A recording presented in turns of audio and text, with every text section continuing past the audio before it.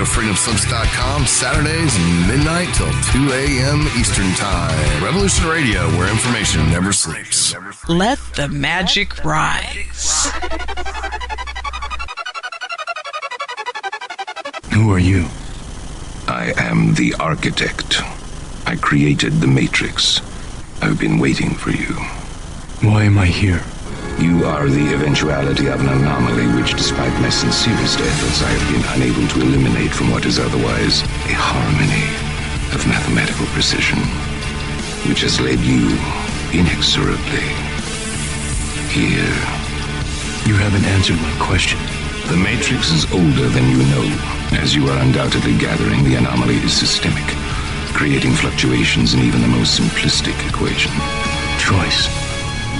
The problem is choice.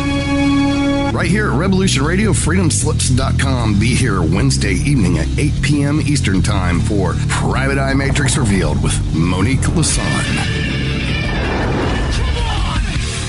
The opinions expressed on this radio station, its programs, and its website by the hosts, guests, and call-in listeners or chatters are solely the opinions of the original source who expressed them. They do not necessarily represent the opinions of Revolution Radio and freedomslips.com, its staff, or affiliates. You're listening to Revolution Radio, freedomslips.com, 100% listener-supported radio, and now we return you to your host.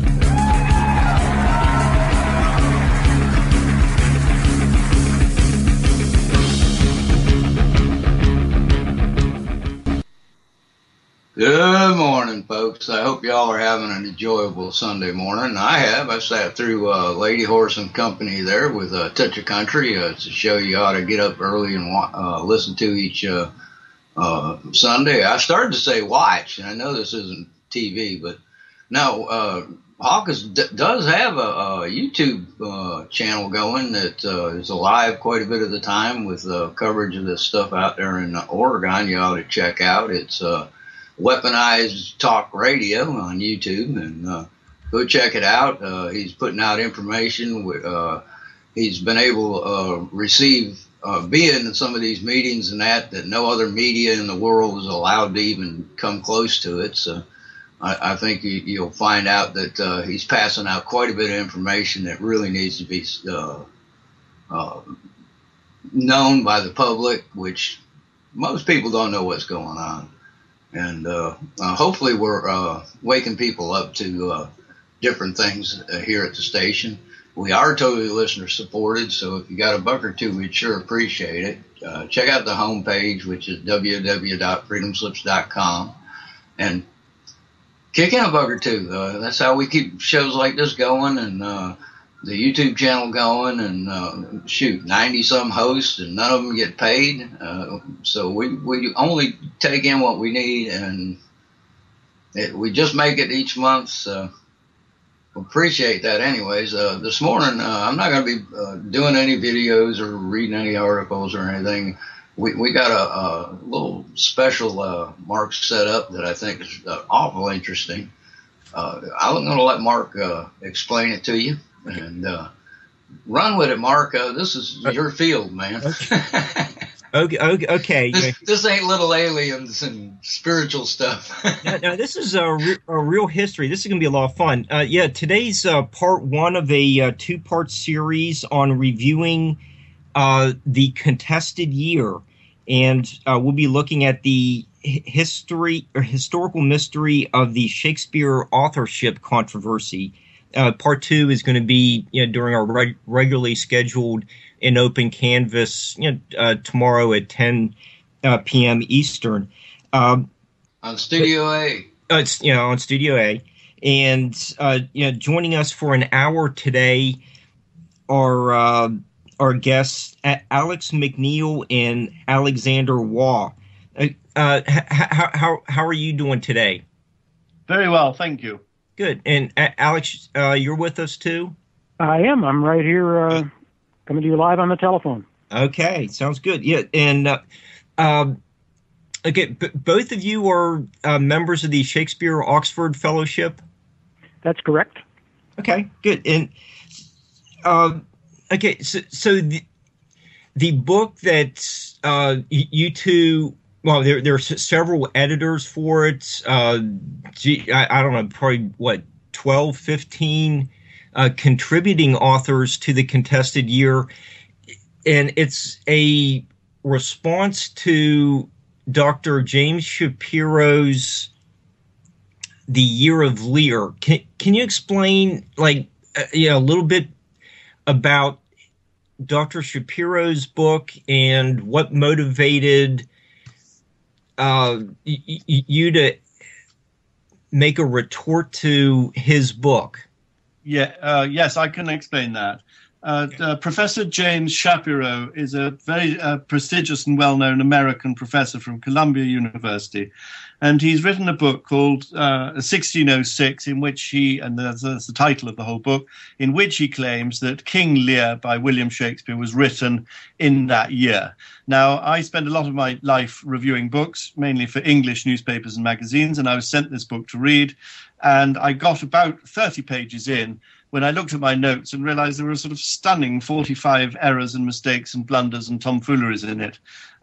So I sent my notes to a friend called Mark Anderson, who's a biographer, American biographer, and said, look at this, isn't it extraordinary? Wouldn't it be fun if we could go through the whole book and find out quite how many mistakes he's really made?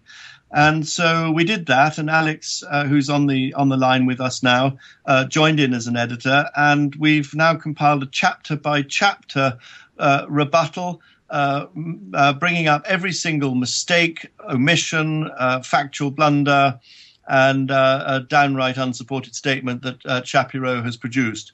And the point of the book really is to show how shocking it is that a professor can talk such rubbish. So you impose some pretty heavy peer review on this.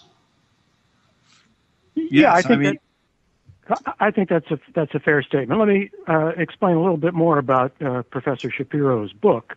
As Alexander said, he's on the faculty of Columbia. He's a highly respected Shakespeare scholar among traditional academics, and he's written a number of books about Shakespeare. This is the third, really, in a series. He wrote a book called 1599, maybe 10 or 12 years ago, about Shakespeare in that year.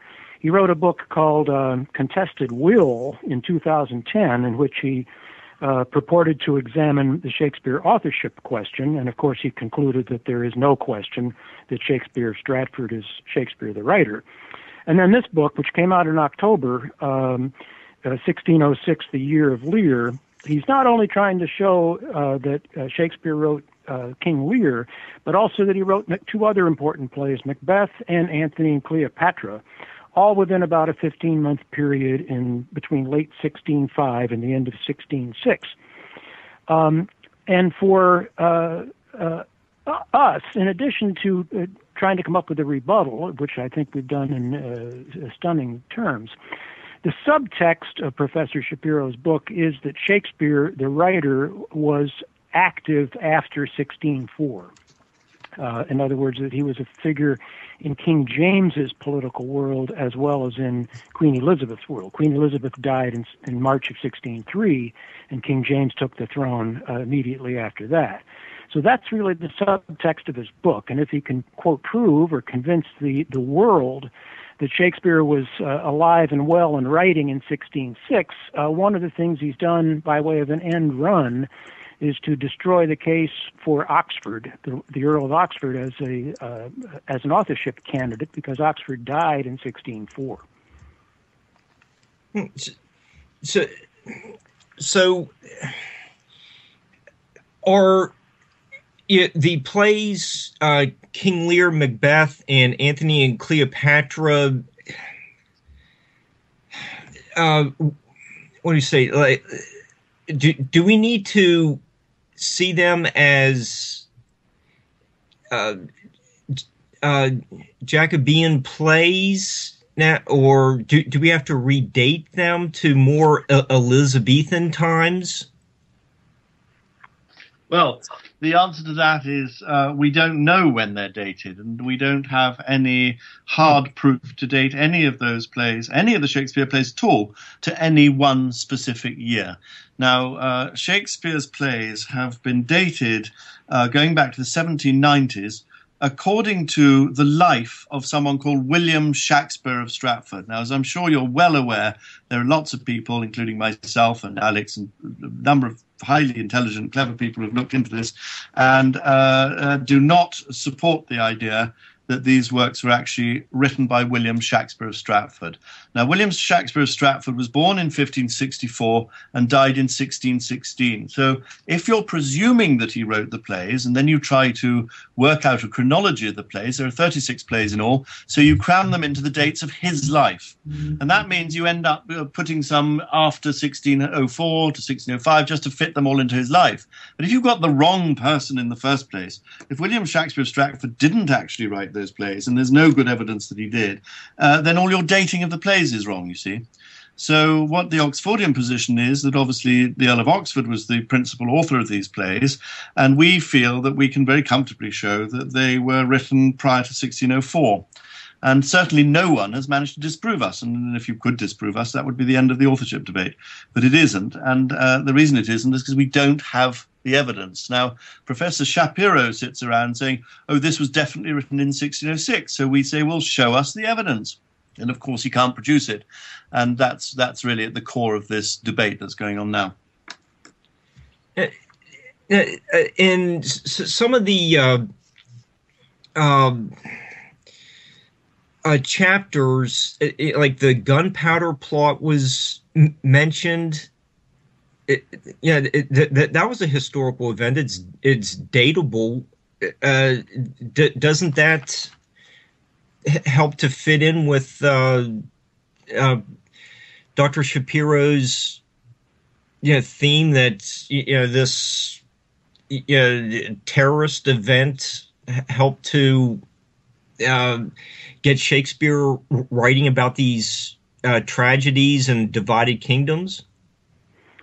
Well, let's talk about that. I mean, and generally speaking, most traditional scholars believe that the gunpowder plot. First of all, you're right that the gunpowder plot was an absolutely provable, definite historical event that took place in November 1605, and a bunch of people were accused of trying to place several barrels of gunpowder beneath the Houses of Parliament, and if it would have been a complete political, would have been a complete historical disaster if that had occurred. Fortunately, it was nipped before it happened, and several people were arrested and tried and then put to death in a most gruesome way as a result of that.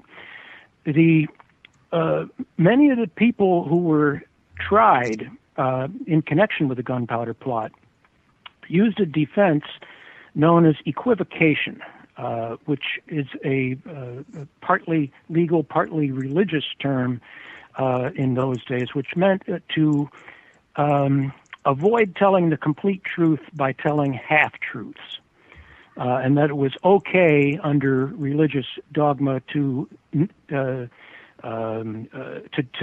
do that in certain circumstances. You weren't outright lying. You weren't telling 100% the truth. And since equivocation is referred to specifically in the Macbeth play, a lot of traditional people think, well, therefore, that must be, the gunpowder plot must be the inspiration for the discussion and the use of the term equivocation. But they ignore the fact that equivocation was a doctrine that was in use in England as early as the 1580s. That various people who were persecuted for religious crimes in the 1580s also used the doctrine or the defense of equivocation. And so to conclude that the use in Macbeth has to refer to a 1605 event, when in fact there's historical support for its use more than 20 years earlier, that's what we feel is a mistake. And not even to acknowledge that the term was in use 20 years earlier is an even more serious omission. And Alexander, I'm sure, can elaborate more on that. But I just wanted to lay that out for starters. Okay, that's a good point. Yes, I mean, I would just add to that point that there were plenty of playwrights at the time who wrote about the gunpowder plot, and they wrote about it quite obviously. Nobody has answered why Shakespeare should write about the gunpowder plot in such a veiled and obscure way as to use this word equivocation, And hint, hint, hint, that means the gunpowder plot. As Alex has quite clearly said, actually in 1586, there was a fellow called Lord Burleigh who wrote a whole pamphlet about equivocation, and that's 20 years earlier. So you see there's a slight desperation on behalf of those people who wish to maintain that Shakespeare of Stratford was the author of these plays, because I think anyone listening to this program will realize that if you're trying to allude to the gunpowder plot and you use a word called equivocation, that is not a strong allusion whatsoever.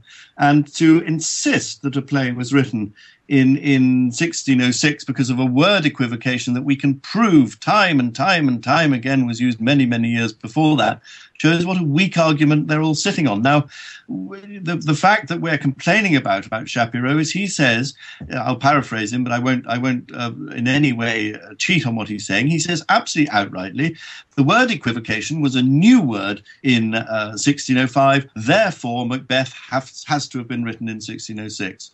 Now, that's patently nonsense, and I can slap down nearly 100 different examples of the word equivocation being used long before 1606. So that's the type of rubbish we're trying to stop spilling out of Shapiro's book and becoming part of the common wisdom and common knowledge about Shakespeare.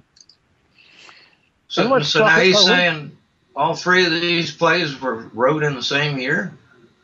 That's what Professor Shapiro is saying. Wouldn't that be the equivalent of having 3 smash hit movies in a year? It just wouldn't. It isn't a possibility, I don't think.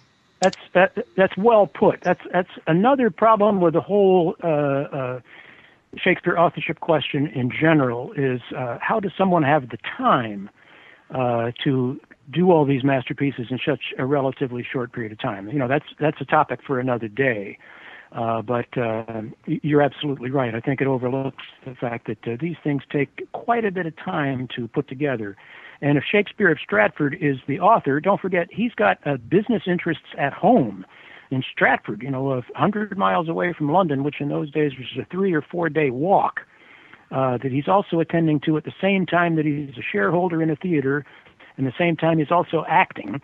And the same time, he's supposed to be reading all the source material for these great plays and writing them. That's asking a hell of a lot up for one person to be doing at one time. And asking a hell of a lot for one person who never claimed to be a playwright, whose family or friends never claimed him to be a playwright, whose daughters were illiterate and couldn't sign their own names, whose mother and father couldn't sign their own names. His father signed with a cross. So we have a genealogy for the Shakespeares of Stratford that goes illiterate, illiterate, illiterate, greatest writer in the world, illiterate. Does that sound likely? I don't think so. It just struck me funny, that was all. Yeah, Mark, I spoke to you and I had a nice talk a couple of days ago when you called me in connection with this interview, and we were speaking in more general terms, and I'm glad Alexander brought that last point up. I said to me, I've been interested in this question for about 20 years, and to me the single most damning fact against Shakespeare of Stratford as the author Shakespeare is, as Alexander just said, he had 2 daughters who survived him who lived well into adulthood. And neither of them could read or write. And yet, in his introduction to the Norton Shakespeare, Stephen Greenblatt of Harvard University writes, he said, it is striking how many literate female characters Shakespeare portrays throughout his plays. So there's this huge disconnect between Shakespeare, the author, who takes it for granted that his women characters are literate. He doesn't play that up and make a big deal out of it. It's just part of his world. And yet, Shakespeare, the human being, couldn't even bother, was not interested in having his own offspring learn how to read or write. And I know schools were for boys only, there's no question about that. So educational opportunities for girls and women were more limited. But history of the time is full of examples where people specifically made provision for their daughters to be educated. It is not rare. It is not significantly more rare for women of the time to be literate than it is for men. So to me, this is just, as I say, the single fact that puzzles me the most about this is that particular fact, and I don't think I'm looking at it with a 21st century bias. And what's particularly interesting about that in relation to Shakespeare is Shakespeare wrote The Tempest. And in The Tempest, you have a father, Prospero, who takes enormous pride in the fact that he's educated his daughter. So on the one hand, you have a playwright writing about a father who's proud in educating his daughters, and a supposed playwright, who I don't believe wrote them at all, who doesn't bother to educate his daughters at all. Doesn't seem to make sense. Yeah, and Alexander, I think it was your chapter where you provide a rebuttal that some of the King Lear actors' parts were specifically written for some of Shakespeare's friends who were like up and coming actors. Well, we don't really know who the parts were written for, although there's a lot of speculation on that front. I think you may be a little hazy in the exact example you're trying to cite there.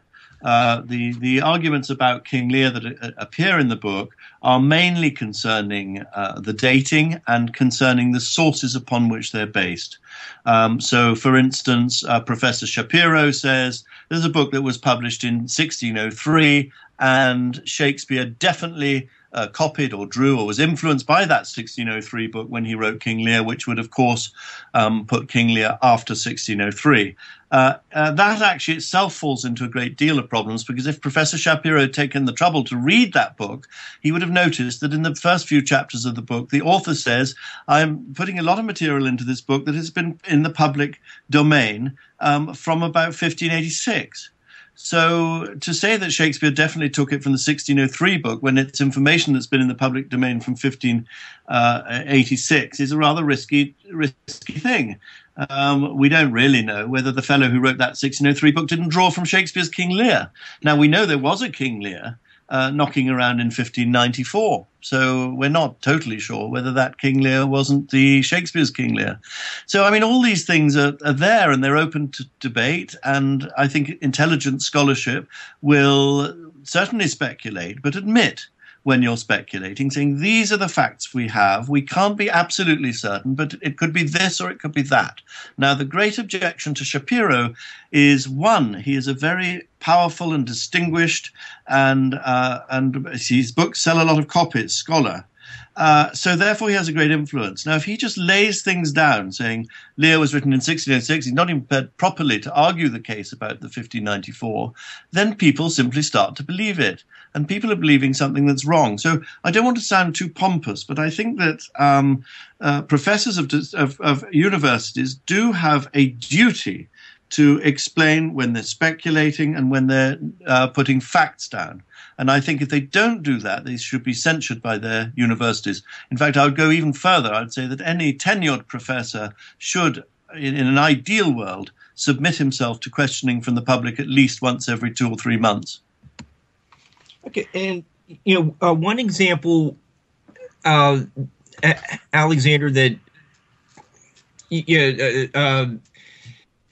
you talk about in one of your chapters is that Othello debuted at the banqueting house.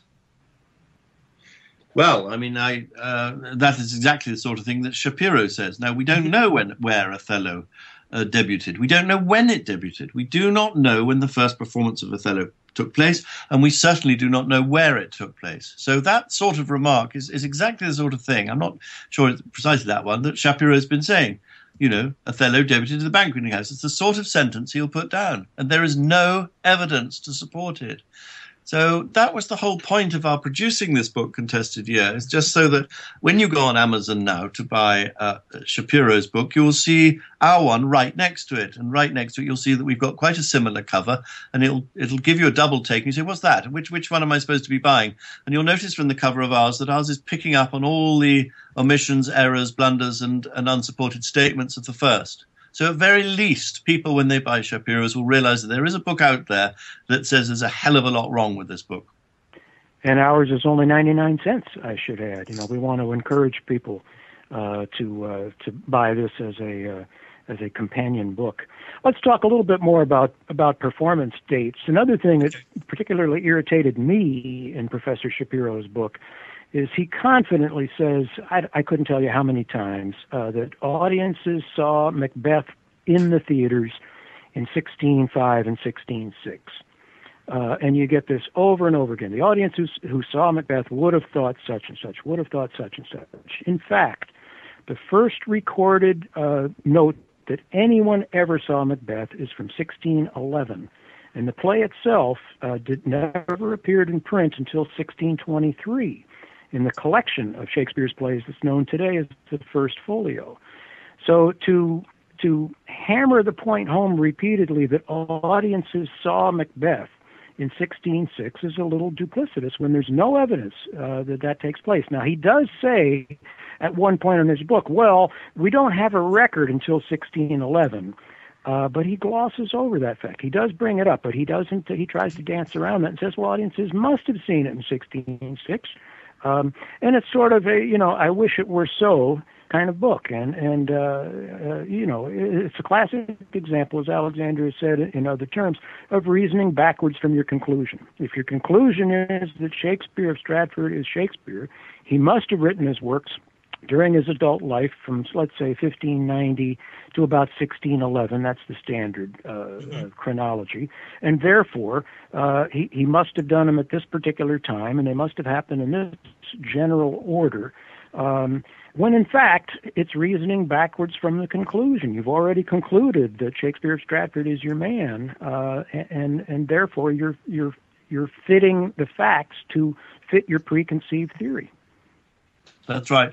Can I add one amusing little aspect of this? Sure. So King James comes to the throne of England in 1603. His oldest son is called Henry, and Henry is the Duke of Cornwall.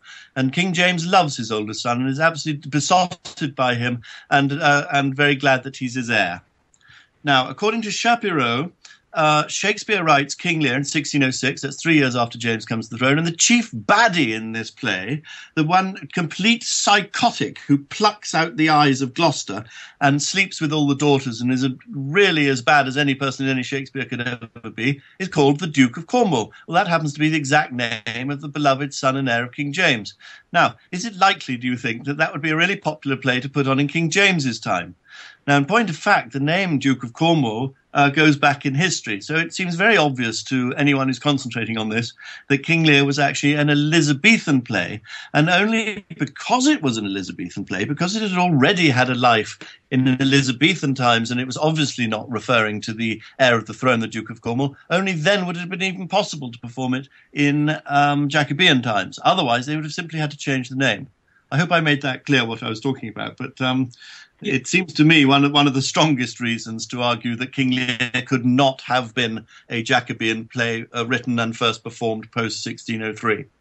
Yeah, and Alexander, you even say that the Macbeth, if it was written after 1603, it would have been seen as treasonous.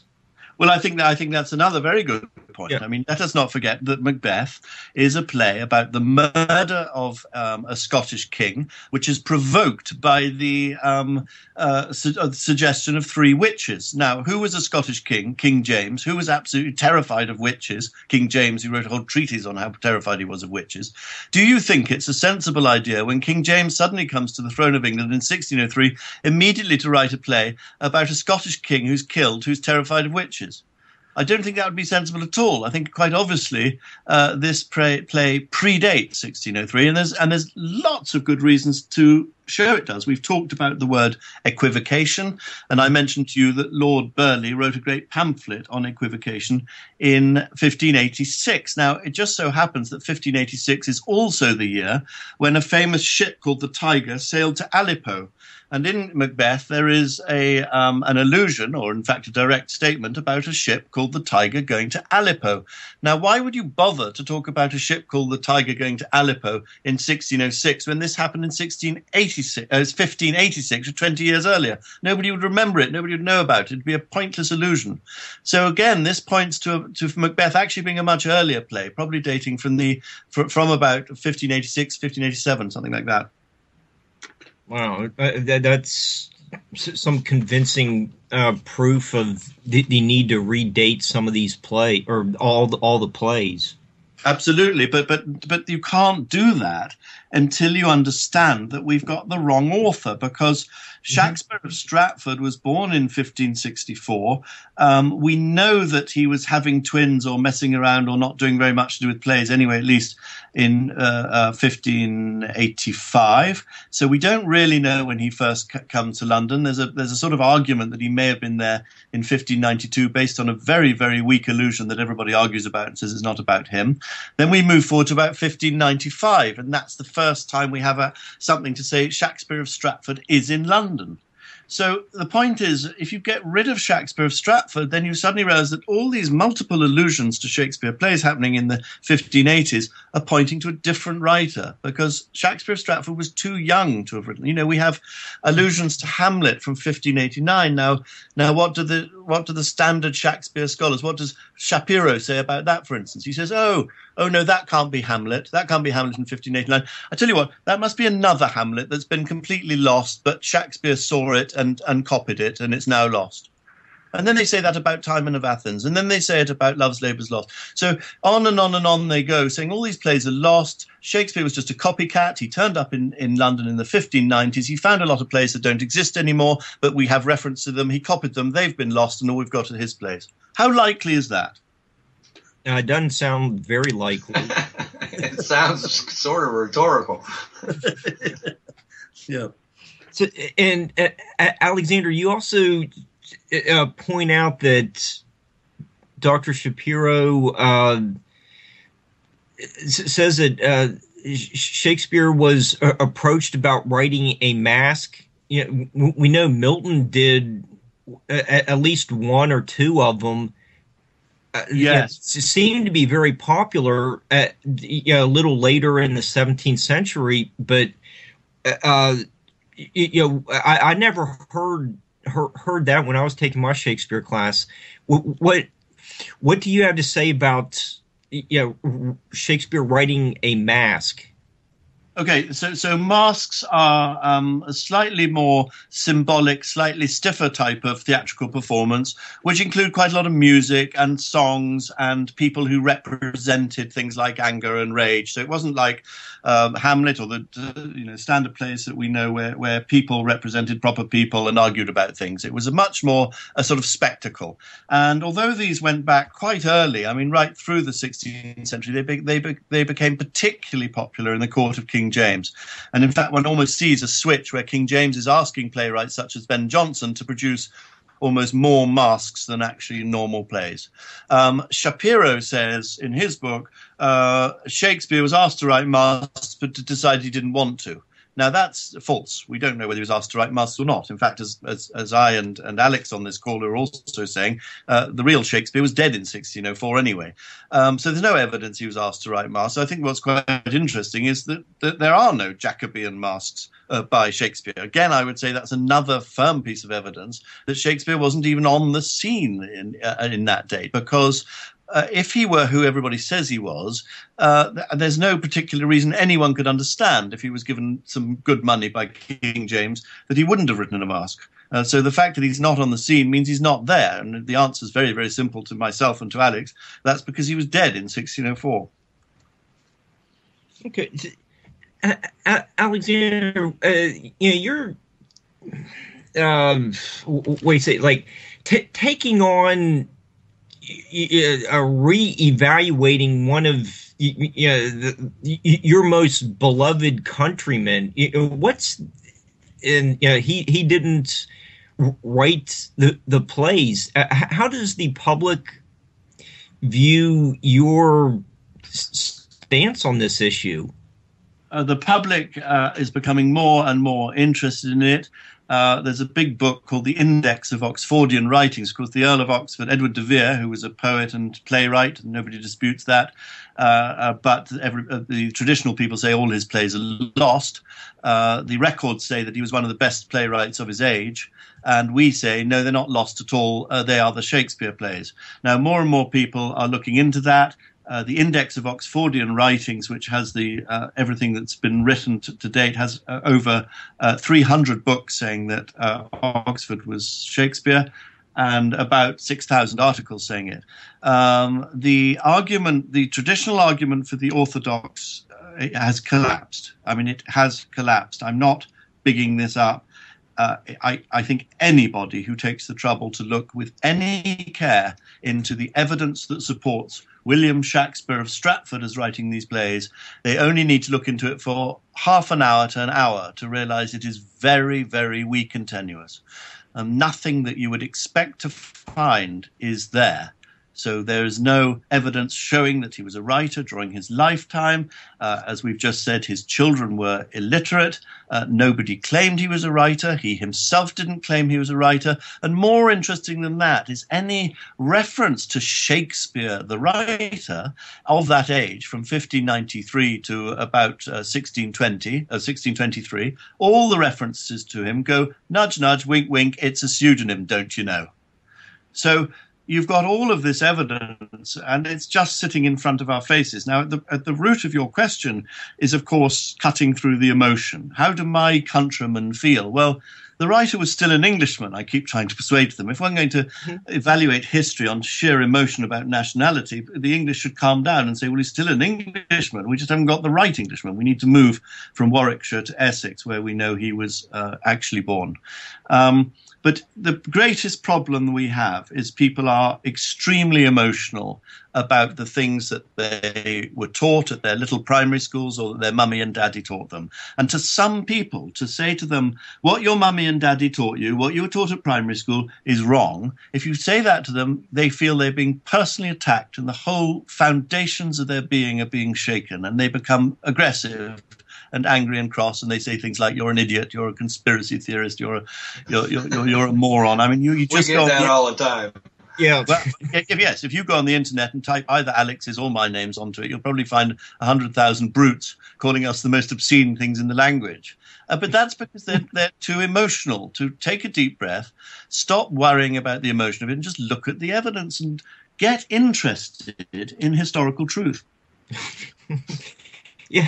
Alex, how did you recruit so many contributing authors for this book? We'll have Catherine Children and Mark Anderson on tomorrow night. That's what I was saying. This is the best way to get information out is peer review. These guys all got together and said, "Look, this guy's wrong."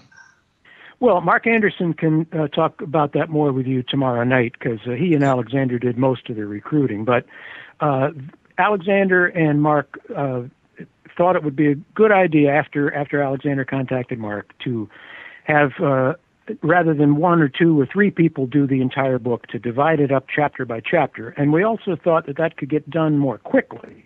If one person had the task, it would take him or her a lot longer than if you divide it up among 15 different people. And so that was really the thinking behind it. And we know, we have a network of ourselves of outstanding scholars, who know what they're doing, and who know what the history of literature, and who know what the history of political events at the time was. And so we knew we could count on them, and it wasn't really a difficult job to recruit those people, and most of them did a very, very good job about turning something in quickly, which enabled us to get this book out, with a couple of hiccups, within less than 4 months after Shapiro's book has come out. So we think, I think it's good work on everybody's part. Yeah, and I've been putting into the chat room the Shakespeare oxfordfellowship.org website, and there's some links there, to see the book title, and it gives information on where to get it at Amazon. it's really not a very long book. The chapters aren't excessively detailed. It's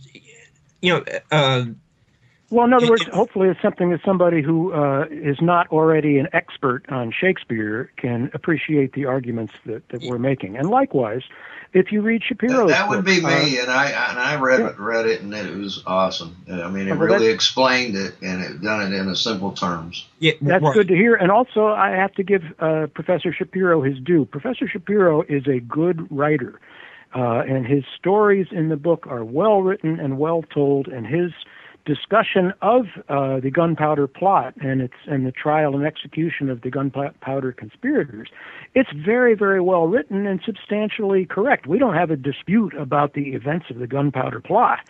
That's not what we're arguing. What we're arguing is whether that particular political event is referenced in Macbeth. But I do have to give credit to Shapiro as being a very, very good writer. No question about that. But I think that was one of the problems, in fact, because one of the things that whipped us all up into doing this book was the fact that Shapiro got, in all the national press, both in England and in America and elsewhere, got good review after good review. And people were saying what Alex has just said, very nicely written. We like the style. And it was quite shocking to us how nobody seemed to notice all the blunders he was making. And, you don't have to agree that Shakespeare's Stratford wasn't the writer to realize he's just making error after error after error. I mean, in names alone, he calls someone called Walter Cope. He calls him William Cope. He says that someone called Lord Hunsdon has a son who he doesn't. He says that the Duke of Cornwall was in fact called the Duke of Albany when he wasn't. I mean, these are absolutely basic things which you would expect a tenured professor from a top American university to get right. And you could say, well, you're just being pedantic, Alexander. Well, okay, yes, I am being pedantic, but when I buy a book by a top professor, I do expect the facts to be right. And you can all say, well, the odd slip here or there, but as I say, it's not the odd slip. It's running throughout the whole book. It's as though he didn't bother to pick up any other book to double-check his facts. He just all sort of tumbled out of his head. And when you realize all the facts are wrong, then one starts wondering whether the opinions have any validity, and the whole thing starts to crumble. Yeah, and Alexander, just as another example from your chapter, you note that Dr. Shapiro says that Shakespeare acted at Whitehall, and you mentioned this is guesswork, and you say that there's surviving documents of at least 35 people mentioned that we know who were in attendance of a play, but Shakespeare's name does not appear on the list of who we know was there. That's absolutely correct. So this is a masque that was put on for court performance to celebrate the marriage of some courtiers. Very, very difficult to get into indeed. We do know who was at that masque. The idea that this bass player from the Midlands would have been invited to it is ridiculous in the first place. And we've got lists of people who were there, and he wasn't there. Okay, fine. It doesn't matter that he wasn't there. But Professor Shapiro just simply states out and out, Shakespeare was proud to take his seat in the audience of that event. And it's based on nothing. And I think he should just say at the front of the book my fictional view of 1606 and Shakespeare, because we do have some facts about William Shakespeare of Stratford in 1606. And guess what? We've only got 2 facts about him. And one of them might not even be about him. One says that he was a tenant of a little cottage in a place called Rowington.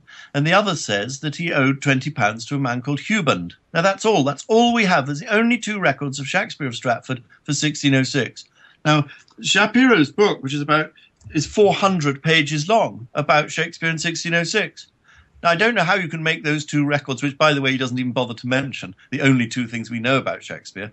He doesn't mention them, but he somehow spun 400 pages about Shakespeare in 1606. So I think your listeners will understand very clearly that it must be full of a lot of what we in England call tosh. Okay. And there, there's some examples of, really intense scholarship by the contributing authors. And one that really caught my attention was the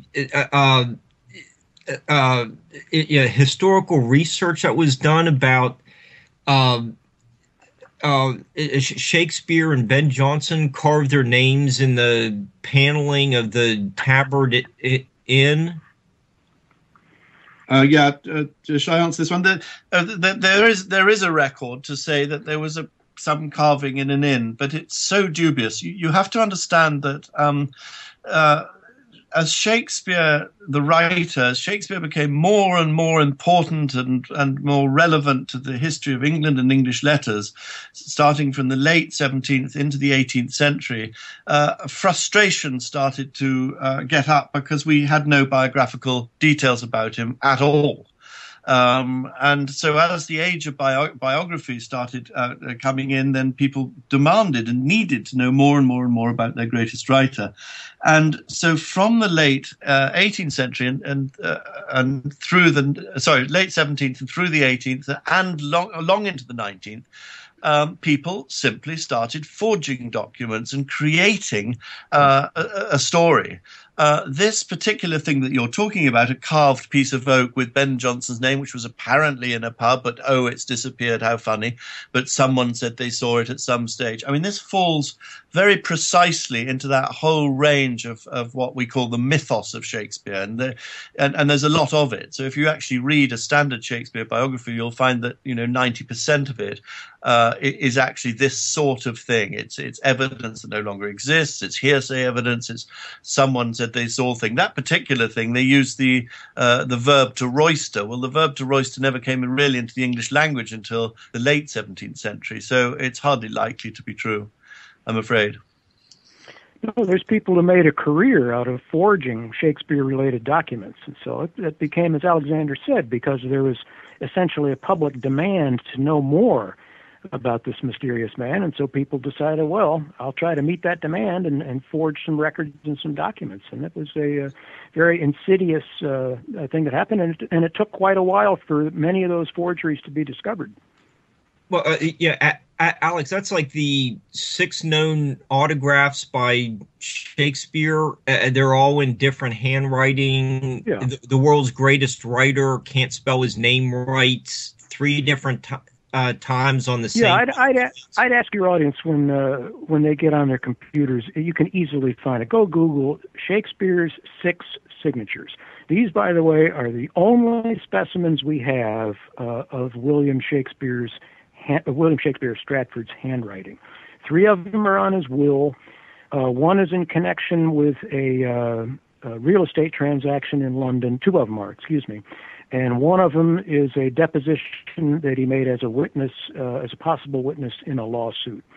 And as you said, they all look like they're in different hands. They certainly look like the handwriting of somebody who is not used to holding a pen, because he can make the capital S in Shakespeare in the first syllable of his last name pretty well, but by the time he gets to the P, he's kind of tired and blotty and not quite sure of what the subsequent letters are.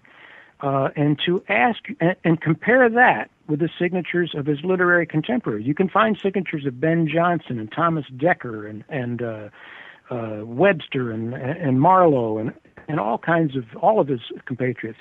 They had fancy, legible signatures. They were obviously people who were used to working with a pen. And it's just incredible to look at these 6 signatures, not only in and of themselves, but also to realize that is all that we have was written in the hand of this so-called great dramatist. That's another one of these incongruities that strikes people who look at the evidence fairly as a massive lack of evidence to support him as his claim as a person who had a writing career. There's no books Shakespeare of Stratford is not known ever to have touched, borrowed, owned, or looked at a book. And yet Shakespeare the playwright, his reliance on books is profound. People have written multi-volume studies of all the books that Shakespeare had to have consulted to have written his plays, and yet the connection between Shakespeare of Stratford and books, there is no connection at all. And there weren't libraries. There was no such thing as a public library in those days. Shakespeare had to have had access to books, and the standard response is, well, he went to the bookstalls in London and hung around and read stuff and memorized everything he read.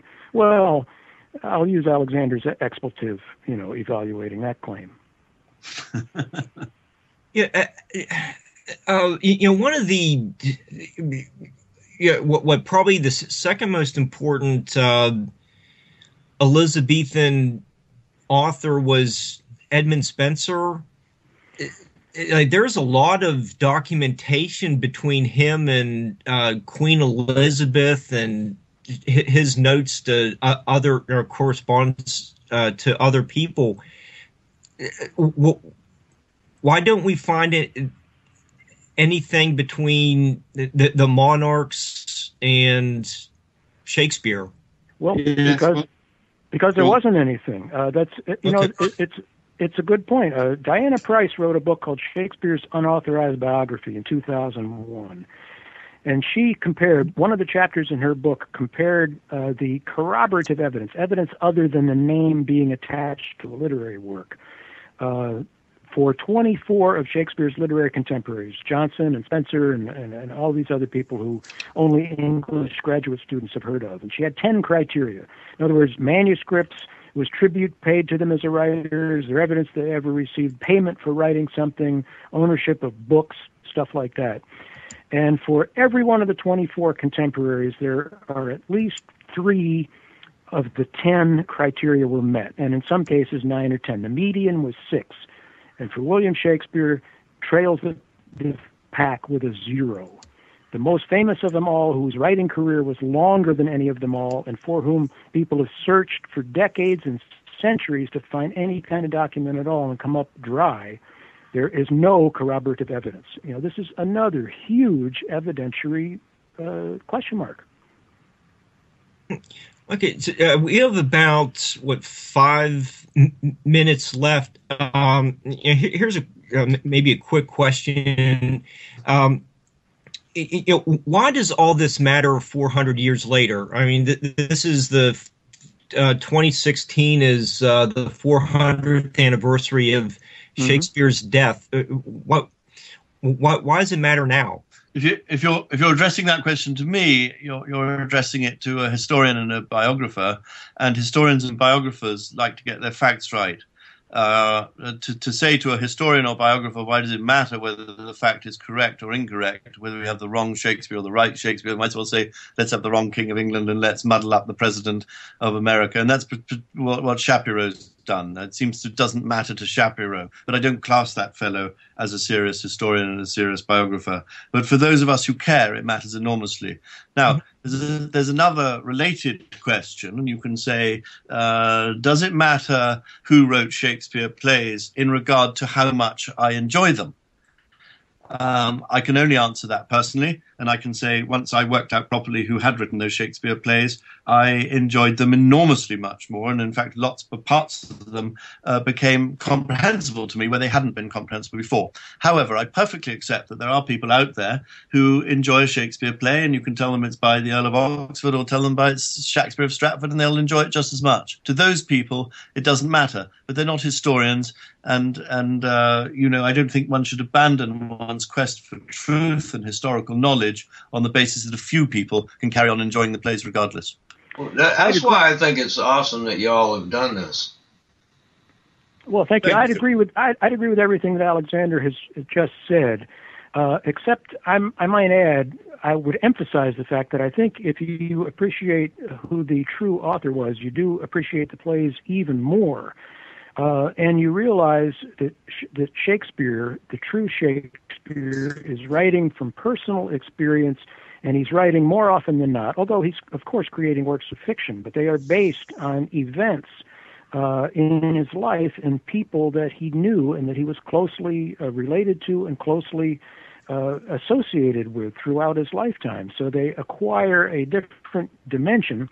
And they also acquire, in many of the plays, particularly the history plays, I would say, they acquire a much more historical dimension as well. In other words, these are something closer in a sense to nonfiction, although I'm wary about using that term, but closer in a sense to historical fiction, let's say, than they are to things that are purely made up out of the fancies of one's imagination. So all those things come into play. And if you do accept the fact that, let's say it was the Earl of Oxford, who was a high nobleman in Elizabethan's court under her administration, under her rule, he couldn't write under his own name for several reasons. For one thing, because of the social taboos. It was just unthinkable for a member of the nobility during his lifetime to be writing stuff for public consumption. It was okay to circulate it among your private friends in manuscript, but to have this stuff printed and out there for the public to read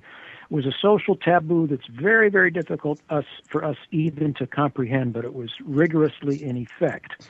And also, if it became known that character X, is really Lord so-and-so, and that this monarch is really standing for the Queen, he'd be in big, big trouble. So he needed a buffer between him and the world, and the buffer that came into existence was the pen name William Shakespeare, that later became attached to a person with a very similar name, William Shakespeare of Stratford, who was in the London theatrical community.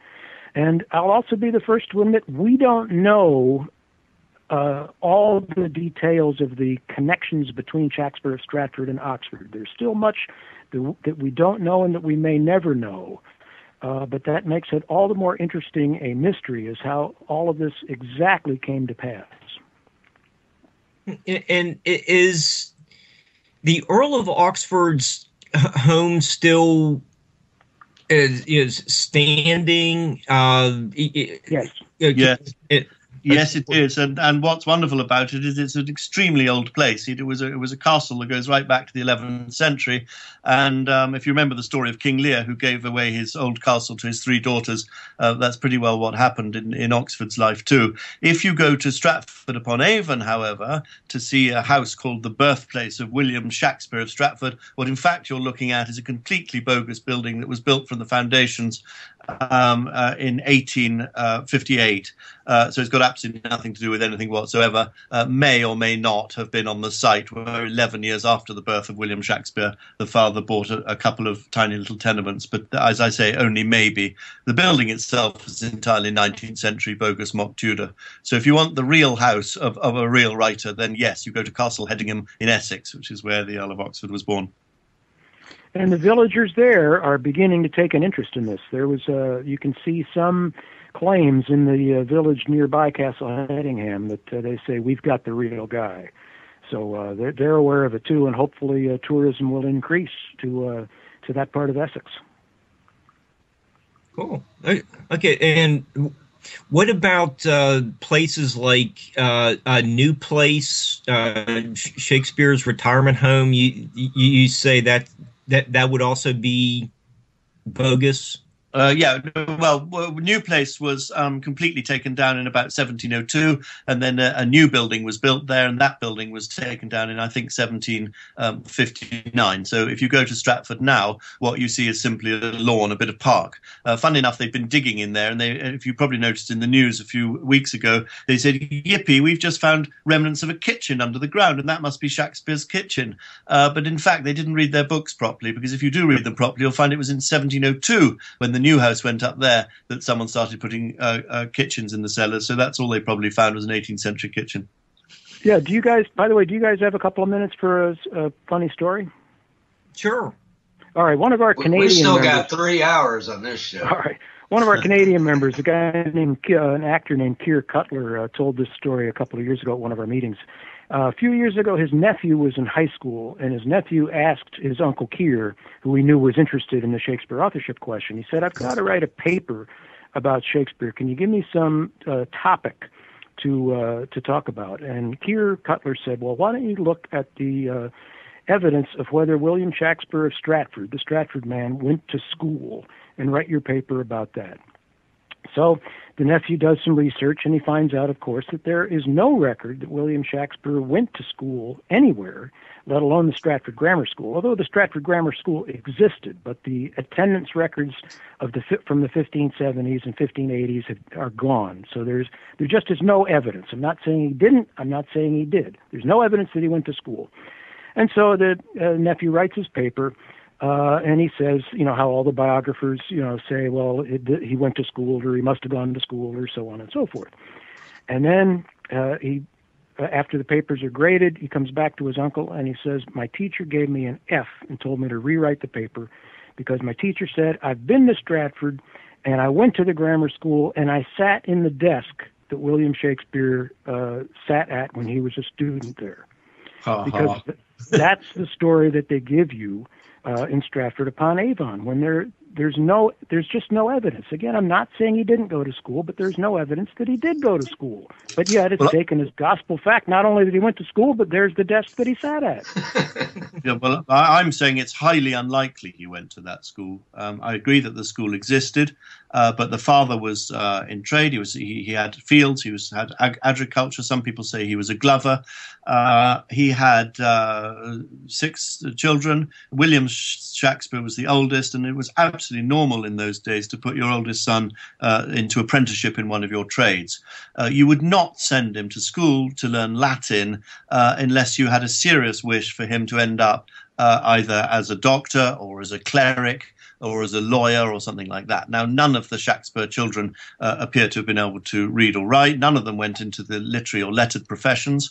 And so, therefore, I would say on the balance of probabilities, and given what we've been talking about, his ability to write his signature, etc., on the balance of probabilities, William Shakespeare did not go to school. And I would say that on the balance of probabilities, he was also functionally illiterate. So that's quite a big thing to be saying about someone who everybody says is the greatest writer in the world. Well, at that time period, you had children in order to have help on your farm, not to educate. Correct. Absolutely. And the point is that there is no evidence in the rest of the family that they were keen on literature or letters or writing or anything. So you have to accept that if you want to accept the traditional story about Shakespeare, then you have to accept this totally strange anomaly, this man who comes out of nowhere, who has no record of any education, who nobody says was a writer, who he himself doesn't say he was a writer, who goes into one of supposedly the most lowliest professions, which is that of acting, and comes out of it as the most highly educated writer who can speak 5 foreign languages. Well, even if he had gone to that grammar school, you jolly well don't learn French there, and you don't learn Italian there. And we know that there are sections of the plays that are based on Italian stories that were not translated into English. In Henry V, he writes a whole scene in French. It's just inconceivable. It is completely inconceivable. This man, even if he had gone to that Stratford school for a few years, would have learnt French and Italian. So to me, it seemed like he was in the higher echelon of the elite. Correct. You're getting there. You've got there.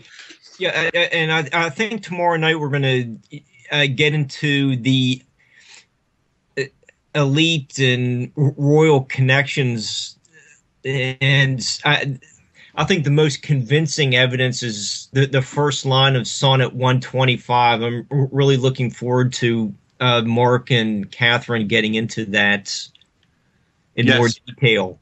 Well, Mark has written a splendid biography of the Earl of Oxford, so he's very, very knowledgeable about that. Oh, I got that right here. Yes, and Catherine has written a really superb book which covers both the arguments about why Shakespeare was not the writer and why Oxford was. So you've got a good team on tomorrow. Mark Anderson's biography of Oxford is called Shakespeare by Another Name. Came out about 10 years ago, I think, and it's an excellent, excellent book that, again, a novice reader can pick up and appreciate. You do not need to have a PhD in English to understand the arguments. And Catherine Children's book that came out about 4 years ago or 5 years ago is called Shakespeare Suppressed. Also another very, very good read about the entire authorship controversy. Now, so couldn't Shakespeare have learned courtly French by hanging out at some of the taverns where there are a lot of international people congregating in London? This is an argument that's been made.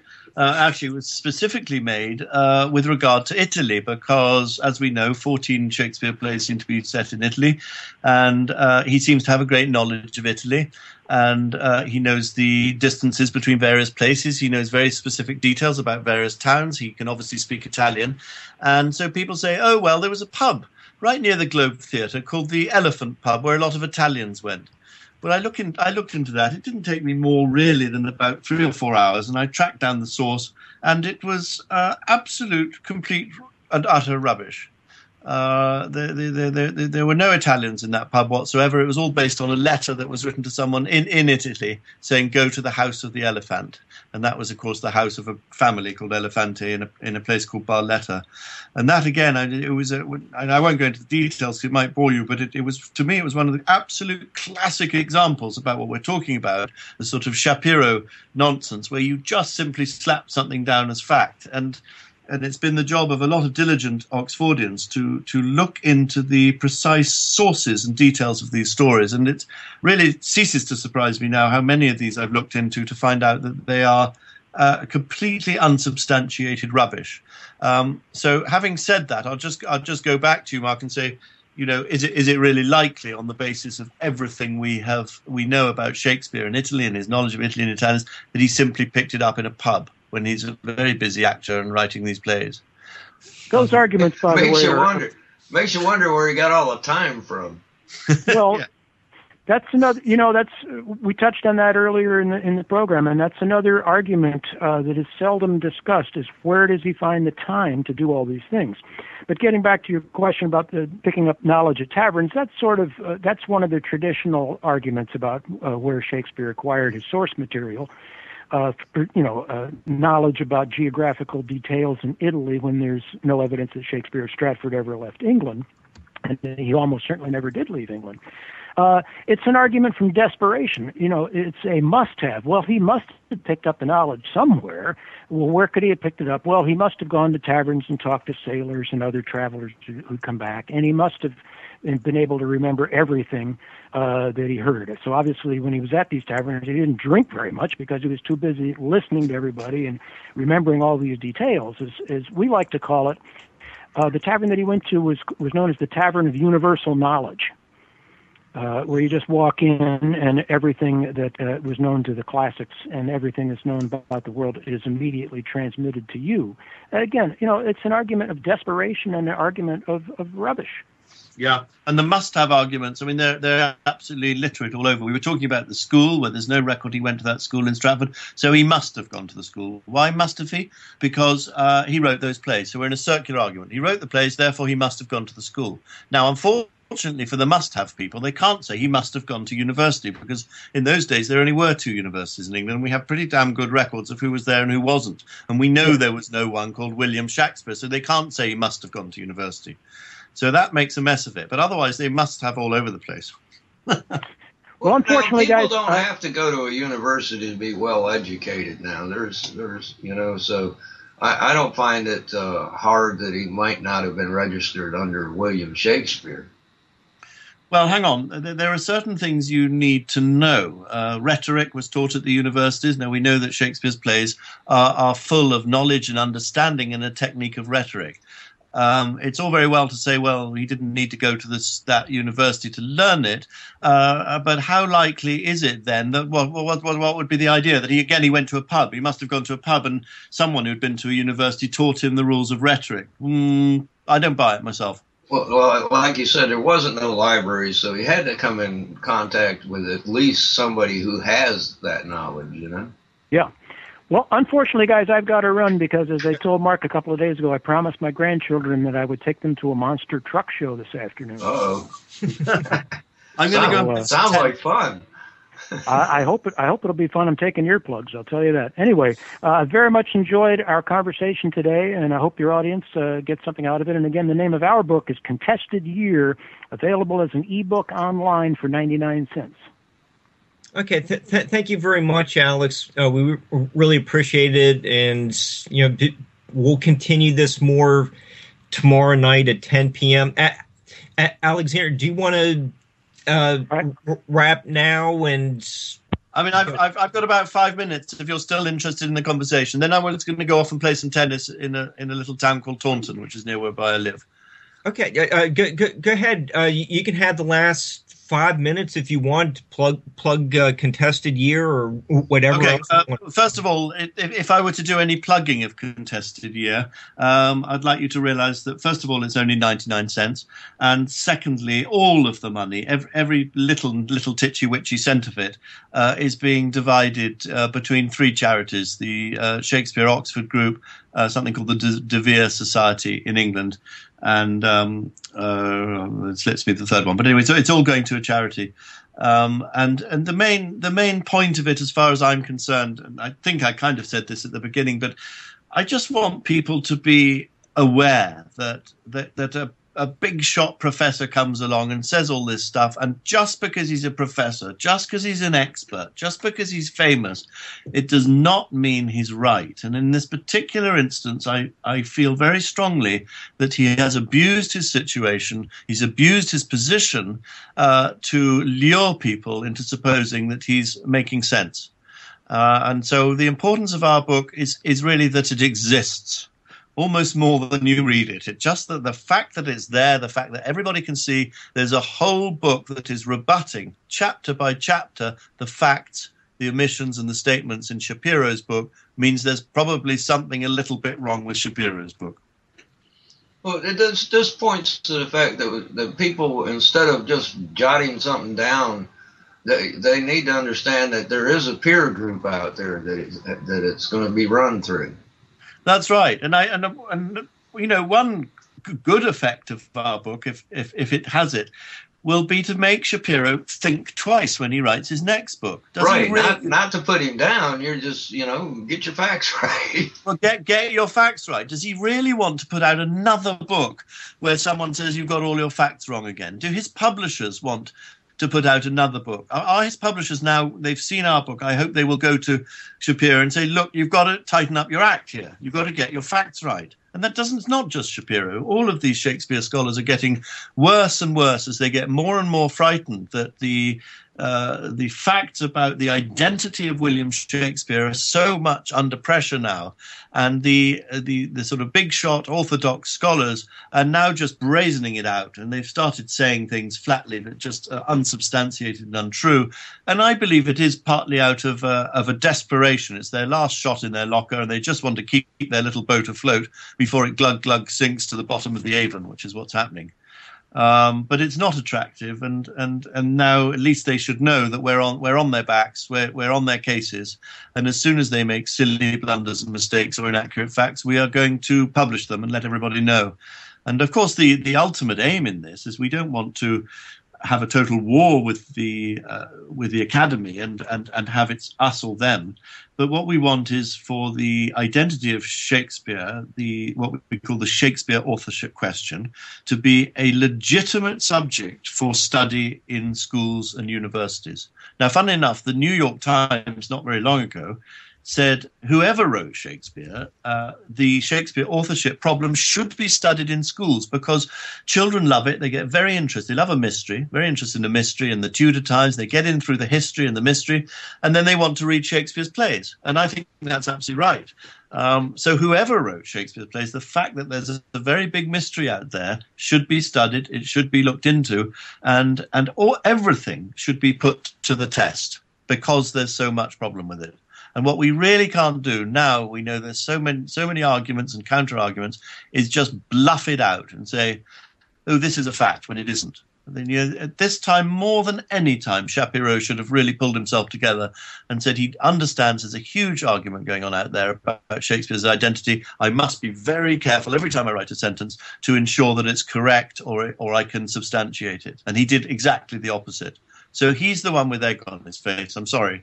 And I wish, it'd be lovely if you guys could contact him and try and get him on your show and get him to try and, I'd love to hear his rebuttals. So far, he's been silent. He must know that the book's out. It's been out a few days now. But I would like to hear his response to it. Okay, I can work on that. Try to set something up. I don't mind. Just present a balanced show. Yeah, see if you can contact him. See if you can get him on your program, and you'll find him lurking somewhere in Columbia University. That's where he hangs out. I mean, this topic is one of those examples where the mainstream has had a monopoly on history for a long. It's become very Orwellian view of history, where you just kind of invent. That's very true.